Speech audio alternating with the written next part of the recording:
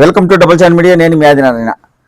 అన్నమయ్య జిల్లా రాజంపేట పరిధిలోని Annamacharya engineering college విద్యార్థుల ఆత్మహత్యలకు నిలయంగా మారిందని రాజంపేట బీజేపీ నాయకుడు, రాష్ట్ర కార్యవర్గ సభ్యులు పోతుగుంట రమేష్ నాయుడు ఆరోపించారు.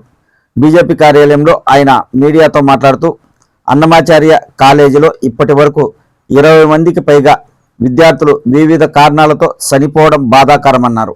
తాజాగా ఆ కళాశాలకు సంబంధించిన విద్యార్థిని అనుమానాస్పదంగా మృతి చెందింది. విచారణ జరిపి చర్యలు తీసుకోవాలని రమేష్ నాయుడు కోరారు. అదే కాకుండా విశ్వవిద్యాలయాల పరిసరాలలో గంజాయి అమ్మకాలు విచ్చలవిడిగా సాగుతున్నాయి. ఇలాంటి వాటిని అరికట్టాలని ఆయన వెల్లడించారు. అందరికీ నమస్కారం. రాజంపేటలో అన్నమాచార్య విశ్వవిద్యాలయం విద్యార్థుల ఆత్మహత్యలకు నిలయంగా మారింది.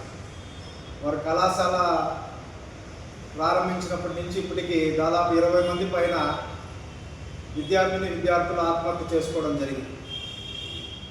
ఏ ఆత్మహత్య జరిగినప్పుడు కూడా ఏదో హడావిడి చేసి అధికారులను మభ్యపెట్టేసి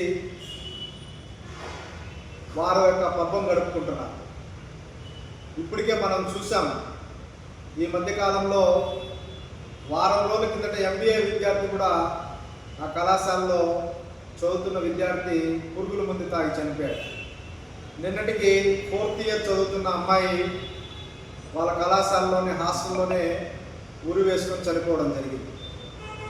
ఇవన్నీ చూస్తుంటే వారు సరైన మేనేజ్మెంటు లేదా ఇతర వ్యవహారాలు చేసినట్టు అనిపించడం లేదు.